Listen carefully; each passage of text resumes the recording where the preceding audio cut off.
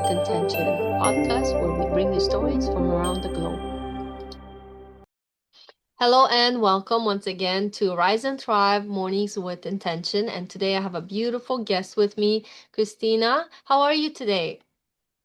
I'm really good. Thank you for having me. You're welcome. So glad to be here with you.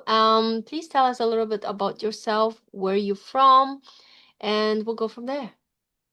Sure. I am Canadian. I have been living in New Zealand for over 20 years. Um, we have a farm and love nature and everything. Work as well with lovely people doing meditations for them. So I provide guided meditations for coaches, businesses, programs, things like that. So they tell me what they need and then we build from there. Awesome. That sounds so amazing. So we'll dive right into it. So tell me maybe what inspired you at the beginning, creating these guided meditations? What was it? Like something happened or you saw something? Please tell us about that. Sure. Um, I have been on this journey for a while, and I've always loved listening to guided meditations. They help me focus on the area that I want to improve on or focus on, I guess, in my own life. So I had an idea that I could provide those for other people. I love doing it because for one, when I write customized meditations, it's almost like I'm meditating as well while I'm doing it. Mm-hmm. So I get to do it a couple times. So it's quite nice because I write it and then I record it and then do a video and all that. So I get to enjoy that myself as well as for my clients. So it's really lovely that I'm kind of helping others, but also helping myself at the same time. And it's really beautiful. Yeah, sounds really amazing. The creative creativity comes out and everything, and you get to do it twice too, right? So your meditations are custom designed, you say. How do you approach creating a meditation that means someone meets someone's exactly where they are emotionally or mentally? Do you go through some kind of questionnaire, or how do you know? So normally we'll have a little chat. So probably I'll start like Messenger or similar messaging. Um, and then we get to know each other a little bit. We'll jump on a call. I'll go through some questions with them. They'll be able to tell me what their business is, what they want their meditation for. So for instance, if they're putting on a program for their own clients, they may want a meditation in that program. So then I can customize meditation for that program. Or if they're like a business, they may want their employees to, focus on productivity or mindset or that type of stuff. And then so I can go that route. Or, it may be an individual who wants to focus on something specific and we'll narrow it down to what they want and then produce something for them. Okay, beautiful. So you did mention it's businesses, coaches, individuals. So what Yeah. differences do you notice in how each group maybe responds to or benefits from each meditation? Like, do you see big differences? Yeah. And no. So individuals obviously want it for themselves, which is great because elevating yourself is the first step. Coaches tend to they're wanting to elevate their clients um, and help them. So they're thinking about it a little bit differently, whereas businesses are more about like the productivity and where they can benefit by having their employees elevate themselves. So it's all slightly different, but all slightly the same. Yeah. Yeah. No, I just wanted to see, how it gets approached. That's beautiful. I love that. And of course, it can help each section individually exactly what it's designed for. So I love that. I've never actually heard of anybody like creating this as a business, for somebody. I mean, you all see all them, but they're like, oh, they're just like, um, meditations, but I never thought it this way. So this is really nice and unique. I love it. Yeah, so So it's nice because, sorry to cut you off. oh, it's okay. Go ahead. With my individuals, like they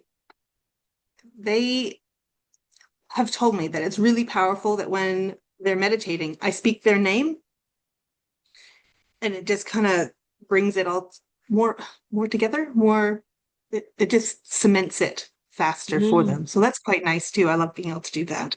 Oh, I love that. That's Mm. nice. So in today's busy world, how can people, some people say, oh, I just don't have time to meditate. What do you say to them? Like, is there something you would say that was like, Well, yeah, yeah, it's a great question. That is why I started this business because I don't think that we need to meditate for hours at a time, or even like half an hour, because especially when you're starting out, that is a long time to be sitting there going, "Oh my God, just hurry up!" Like you're, Yeah, you know what I'm talking about. If you've meditated before, exactly. sometimes you're just like, "Just hurry up, get it done. Do I have enough time?" So my meditations tend to be shorter, powerful. So I've put out on YouTube, which I'll give you the link, free, um, kind of not samples, but free meditations for everybody. So they're only about 7 minutes long. They're not long. And I tend to do my business side of it about the same time. It depends on how, like, what the other businesses want. So if they want a longer one, obviously I'll do a longer one. But I find that the shorter ones are actually more impactful. Um, People can handle that, if that makes sense. Mm-hmm. And then they can get on with their day. Or they can listen to it multiple times during the day, which is also more beneficial if you like repeat as well. Yeah, So you're not it kind of, sitting there yeah, for hours or feeling like you're sitting there for hours. yeah, I'll probably just nap. I've done that. I've Yeah. fallen asleep on longer ones. I did too, believe me. Not on my own. I'm I being don't fall asleep honest. while I'm recording. I should clarify that. Yeah, there's just some meditations. I remember before I started doing Dr. Joe Dispenza's meditations, I used to fall asleep just listening, and it would relax me so much. I would catch myself drifting off like pretty much all the time. And in the evening, there was no way I would listen to the meditation without falling asleep. And then somehow I A met bad Dr. thing. Joe, yeah, Dispenza, and then all of a sudden his loud voice and his kind of finally got through to my brain, I think, and I was like able to actually meditate and get something out of it. But Yeah. I don't know if it's something in my brain that shifted over time, or I don't know what it is. But I agree with you, where making them shorter unless, like you said, they specifically want a longer one. Shorter one, I think, benefit you because you can come in and out, realign yourself, and go back to what you need to do. Because nowadays people don't have time to sit there for an hour or two, and that's why even these podcasts, I don't make them for a long time because I know our attention span is shorter than much shorter than ever before. So I want to come in, get the point across, and hopefully you leave with some value instead of sitting there for very long time and bore you to death. you know Exactly. Yeah. like so I totally understand. That's why I love that what you create, because I think it's impactful and gets the results. And with that, I want to ask you the next question. For example, like if people want to find purpose or focus more, um how do you, like, do you actually take them through the questionnaire, or is it still from intuition or just listening to them? I want to get a little bit more in depth with this. Yes. Interesting. Both. So there's obviously questions because I don't generally know personally the people that I work with. Um, so I obviously need to find out information about them, about what they want and that stuff. But I also use intuition a lot. Um, and sometimes I'll provide them with something that they didn't know they wanted. And then when they listen to it, they're like, that is exactly what we needed, which is really nice. It's like trusting your gut, Yeah. following your intuition. So obviously listen to what they want because they know what focus they want or subject they want to focus on. But sometimes there's just this other, it may take me in a slightly different direction, but they will still be focusing on what they want to focus on, but it may be in a different way than what they're anticipating. Mm-hmm. So what if somebody says, I'm just not good at meditating? What do you say to them? But you know they need it. What would you say to them? Everybody needs it. Um, Look, it's not hard. And I think that especially with a guided meditation, I find, especially when you're new to meditating, they're really good because they focus you. They tell you what to do. It's like an instruction manual. So, um, what example? There's, I can't remember who said it, but I remember listening to it not that long ago. Similar type of question.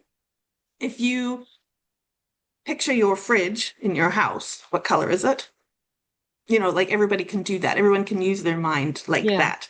Um, or if you say, grab an apple in your mind, go to the supermarket, pick out the best apple that you can find. What does it feel like in your hand? Can you smell it? Take a bite out of it. Obviously, pay for it first. Take a bite out of it. Can you feel the juices on your tongue? Like, can you feel that crunch in? And you should be able to generally get a picture of that. Everyone, well, most people have had an apple before, so they'll be able to relate to that. So Mm-hmm. that's the type of thing that I do in my meditations is I use all your senses to try to solidify the the visualization. Mm-hmm. It just makes it a little bit easier for everybody. Yeah. And I love that you do it for individuals, teams, and businesses. So you pretty much cover every level.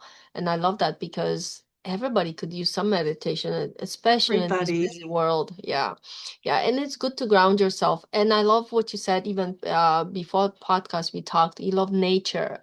So how do you use nature like for meditations? Can you tell us more about that? Yeah, I often, in my meditations, I send people on walks through nature. I'll send them to the beach or through the trees or into a field, and then get them to feel the breeze or smell the air or, that type of thing to ground them as well. That's definitely me that I bring to the meditation. Yeah, Oh, love I love nature. that. I love that. Yeah. That's so cool. So those ones tend to be a little bit longer then, I would assume. Nope, Nope. nope. Okay, still about 7 minutes, but get yourself ready, go About to the seven. beach. Yeah.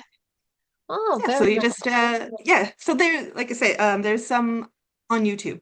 You can go and listen to those. And there's definitely one in there. I know that there's I send you to the beach. Um, and it's that one is about, I think, speaking your truth. So I send Mm-hmm. you to the beach, you feel the sand on your toes, you feel the air on your face, you can feel the salt on your skin. And then I get you to shout out your truth into the wind or the waves as well. So that's quite, I love that one. That was one of my favorites. Awesome. Do you have a website or ch YouTube channel people can I can refer Yeah, to? yes, Okay, absolutely. perfect. My So, YouTube, yeah, it's at Think Dream Live on okay. YouTube, but I'll send you the link so that you can Okay, put it on perfect. your So we'll post those links show in notes. yeah, in here as well so people can find you and you can make a beautiful meditation for them. Oh, Um, great. what I'm are also on some Instagram. A lot of Oh, people okay. connect with me on Instagram as well. So I'll send Oh, you that that's link as well. awesome. The more the Yeah. merrier. So what are some simple grounding or calming techniques people can use during a hectic day, but maybe they don't have that time for meditation at that time? Is there anything else you can give them? Absolutely. So I have this wonderful friend, Marissa, and she said to me once, you can make everyday moments into a meditation moment. And I love that. For example, you're washing the dishes because everyone has to do that. You can just take 5 breaths while you're doing the dishes. Just Just nice, calm breaths. You don't have to close your eyes. You can just relax yourself just a little bit. And you can feel the tension leave your shoulders and your neck. And it's just a calming moment in the day. And you can do that no matter where you are. If you're stuck in traffic, it's a great one because I don't know about you, but I get frustrated with that. So Mm. you just 5 breaths doing that, and it's just a really good technique. You can use something called box breathing, Oh, yes, I've which heard is, of that. Yeah. have you heard of that? Yes. So you picture a box or a square, and you breathe in for the count of four, hold for a count of four, breathe out for a count of four, and hold for a count of four. And you just do it in a square. And that's especially good if you're really nervous about something or really agitated about something or something's really upsetting you. It just brings everything back to calm. Oh, I That's a love really that. good technique. It doesn't take very long, like a minute, maybe. You might do it for a minute. And you can just feel your heart rate slow down. Breathing obviously relaxes. It just Oh, resets your nervous system. Yeah. beautiful. All right. So, what's one message or reminder you'd love everyone listening today to carry with them after this episode about slowing down and reconnecting with inner stillness? There's so many. Um, You can give me a couple. It's okay. I will. So at the end of every meditation, I remind people that they are loved, that they are important, and that they are needed. And I want people to really feel that message and not just hear me say it. And I think by really feeling that, it can ground you in the present, um, and what you're here for. And that is always love. It's always love. Oh, that's beautiful. I love that. Um, I hope you hear that too. so the name of the podcast is Rise and Thrive, Mornings with Intention. How important do you think it is to set intentions first thing in the morning? So important. So important. I think that your morning intention, when you get out of bed, don't grab your phone. Lay there for a moment and just think about how you want the day to go, what you want to accomplish in the day, what type of thing you would love to happen. I can't remember who said it, but someone said, the beginning of the day, say, "Oh, something great is going to happen to me today." Sometimes you can, I don't know, I've been given flowers, I've been given like free coffees, that just like small little wins, I guess, which is amazing. And but I think it all comes down to intention of what you want to happen. I didn't say today I want a free coffee. It's just when you start the day, something great is going to happen for me today. And if you believe that, that is so powerful. Another thing is to go to bed with the same intention for the next day. Mhm. So when before you go to sleep, same thing. Don't put down your phone and just have an intention of what you want the next day to bring. And then when you wake up in the morning, revisit that and yeah, follow on from there. It makes such a huge, huge difference in your life. Something simple like that. I love that. Thank you so much for sharing that. Um, so I hope you guys enjoy this episode, and we have something special coming for you. So follow Christina on YouTube and all the other socials. And thank you so much for coming today. It was so nice to meet you, and hopefully I'll see you again. Absolutely. Thank you for having me. It was so fun. Thanks. Welcome. All right, everyone. Have a beautiful day, and see you soon. Take care.